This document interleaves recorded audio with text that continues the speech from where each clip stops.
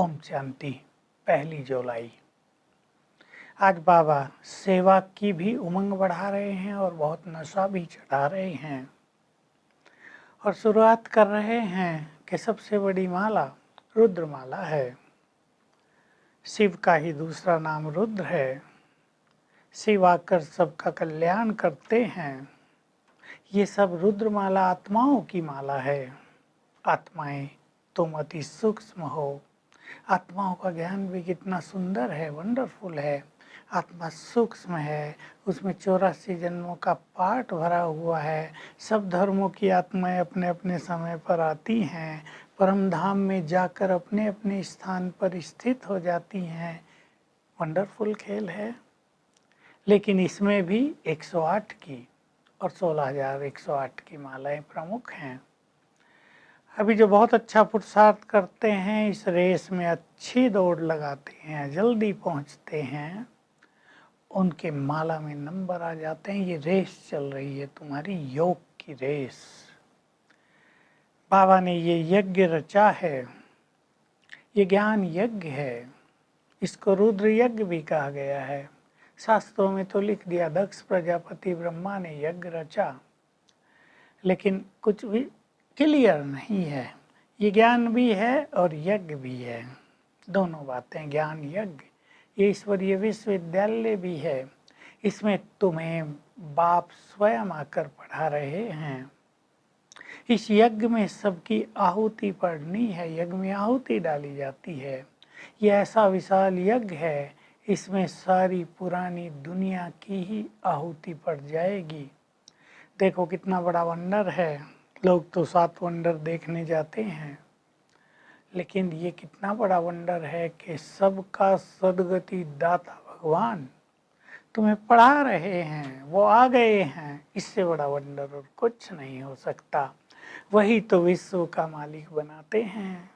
भला मनुष्य को कैसे विश्व का मालिक बनाएगा? तो आज बाबा बार बार हमें ये नशा भी चढ़ा रहे हैं, तुम्हें मैं विश्व का मालिक बनाने आ गया हूँ, मैं तुम्हें विश्व की बादशाही देने आ गया हूँ।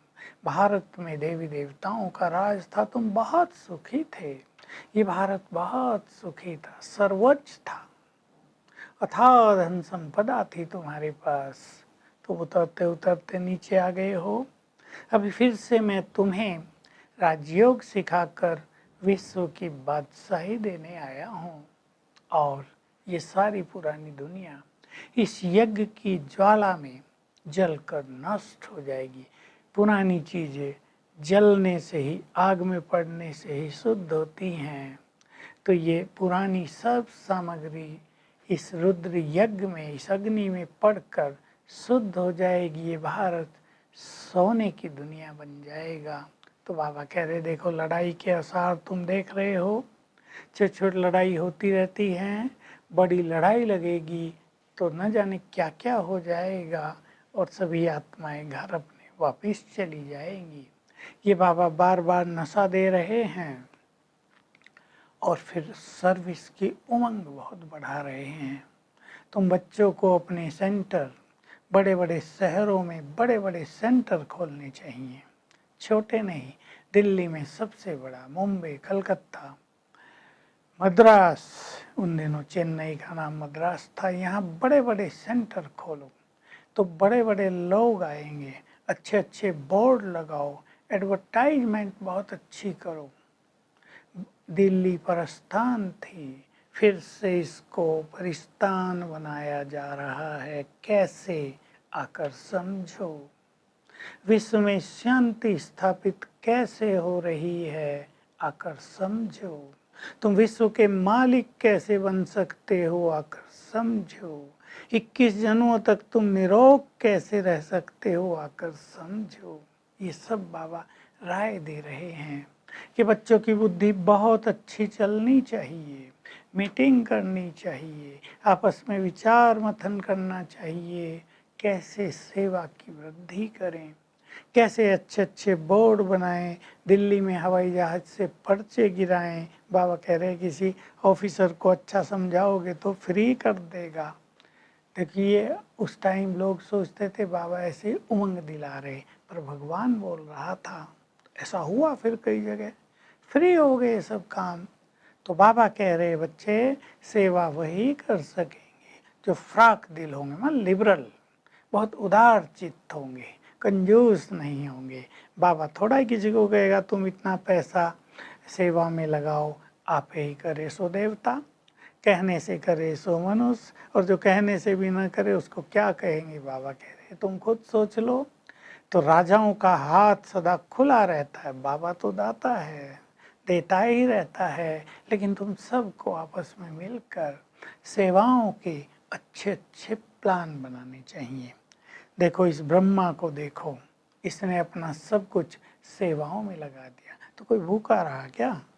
उसको भी भोजन मिला, तुम सबको भी भोजन मिलता रहा। बाबा कह रहे जैसा ब्रह्मा भोजन यहाँ मिलता है ऐसा तो कहीं मिलता ही नहीं। सबकी पालना भोलेनाथ के भंडारे से होती रही। तो बाबा आज बार बार सेवा की बहुत उमंग बढ़ा रहे हैं। अच्छे अच्छे हैंड्स तैयार करो, जिसको बाबा कहते हैं सेल्समैन अच्छे होने चाहिए। ऐसे नहीं कोई हल्की सल्की ब्रह्मा कुमारी समझाए, लोग सोचे सारी ब्रह्मा कुमारियाँ ऐसी ही होंगी। अच्छे अच्छे हैंड्स हों, बड़े बड़े सेवा केंद्र हों, भव का बहुत हो, क्योंकि भव का देख कर ही लोग आते हैं। जिस दुकान पर बहुत भव का होता है लोग सोचते हैं यहाँ माल बहुत अच्छा होगा, ज़्यादा आते हैं। तो तुम्हें भी अपने सेंटर्स बहुत ही सुंदर बना देने चाहिए, ताकि अनेक लोग खिंच खिंच कर सेवा स्थानों पर आते रहें। तो बाबा पुनः पुनः याद दिला रहे हैं बच्चे, सबसे बड़ा वंडर है भगवान तुम्हें पढ़ाने के लिए आ गया है, भारत को स्वर्ग बनाने के लिए आ गया है। आज का वरदान है अपने प्रत्यक्ष प्रमाण के द्वारा सेवा करने वाले, बाप को प्रख्यात करने वाले सफलता मूर्त बनो। देखिए आज दुनिया में प्रत्यक्ष प्रमाण देखना चाहते हैं, हमारा जीवन देखना चाहते हैं। तो बाबा ने एक अच्छा उदाहरण दिया, जैसे दुनिया में हार्ट की बीमारियां बहुत बढ़ रही हैं, हार्ट फेल हो रहे हैं, हार्ट अटैक हो रहे हैं। तो ब्राह्मणों में भी आध्यात्मिक यात्रा पर भी दिल शिकस्त होने की यानी निराश होने की बीमारी बहुत रहती है। माया प्रबल है, उसको जीत नहीं पाते। लेकिन जब वो तुम्हें प्रत्यक्ष प्रमाण देखेंगे कि इन्होंने माया को जीता है, तो उनमें भी ताकत आ जाएगी।